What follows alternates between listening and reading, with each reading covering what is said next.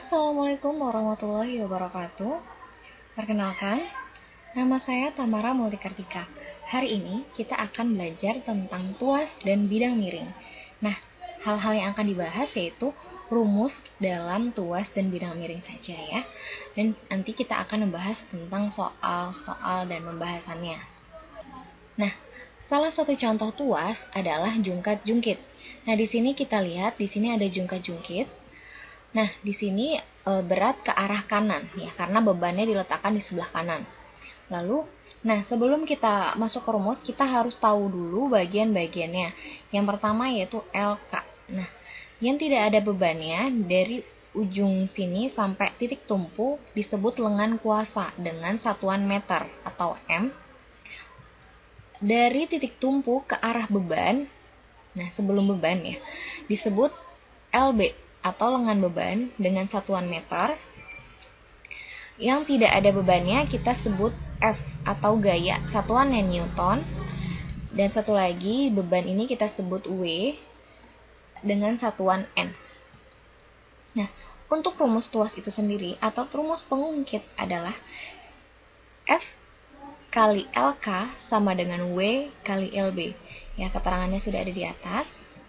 Satu lagi rumus yang akan dipakai di pesawat sederhana ini adalah keuntungan mekanis atau disingkat dengan KM.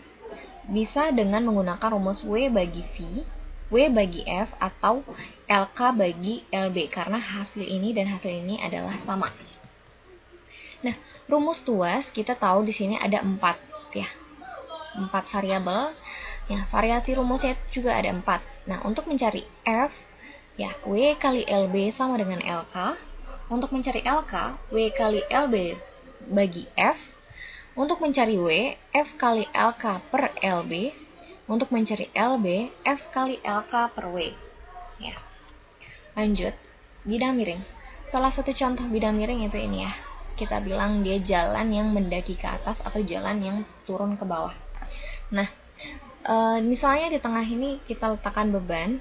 Misalnya kita akan menaikkan beban ini ke atas. Nah, sebelum masuk ke rumus, kita harus tahu dulu bagian-bagiannya sama seperti tuas tadi. Nah, bila beban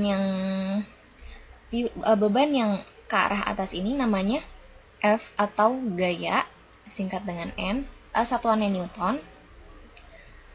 Nah, ini kan bidang miringnya. Jarak dari ujung sini sampai ujung sini itu disebut dengan S atau panjang dari papannya. Misalnya kita letakkan papan, untuk misalnya di sini mobil, di sini ada orang mendorong dengan mendorong, di sini papan. Nah, panjang dari ujung sini ke ujung sini disebut S atau panjang papan, satuannya meter.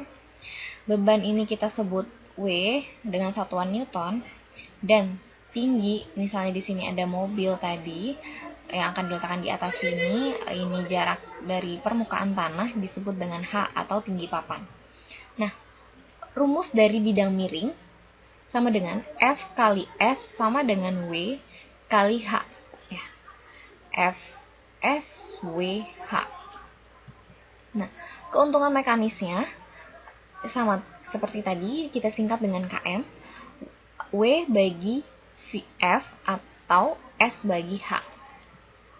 Nah, rumus untuk bidang miring ini ada 4 variabel juga, jadi terdapat juga 4 variasi rumus. F sama dengan W kali H bagi S. Untuk mencari S sama dengan W kali H bagi F. Untuk mencari W sama dengan F kali S per H. Untuk mencari H, F kali S per W. Nah, contoh soal dari yang pengungkit atau tuas dulu. Contoh soal, untuk mengangkat beban 1000 Newton digunakan tuas yang panjangnya 500 cm dengan lengan beban 100 cm. Hitunglah gaya yang diperlukan untuk mengangkat beban tersebut. Nah, sebelum kita mengerjakan soal, biasakan terlebih dahulu menggunakan diketahui. Yang pertama di sini untuk mengangkat beban 1000 Newton. Nah, berarti beban itu adalah W sama dengan 1000 Newton. Lalu, digunakan tuas yang panjangnya 500 cm. Jadi, panjang tuasnya yaitu 500 cm. Nah, Ibu tampilin gambarnya. Nah, W-nya ini 1000 Newton. Panjang tuasnya ya dari sini ke sini itu 500 cm dari ujung ke ujung ya. Lalu nah, dan lengan beban dari sini ke sini berarti adalah 1 meter atau 100 cm. Maka kita bisa tahu lengan kuasa dari sini ke sini adalah dengan 500 dikurang 500 dikurang 100 sama dengan 400 cm atau 4 meter. Lalu yang ditanya adalah gaya yang diperlukan untuk mengangkat beban ini. Nah, gaya yang diperlukan kita pakai rumus F dari tuas, yaitu W kali LB per LK ya.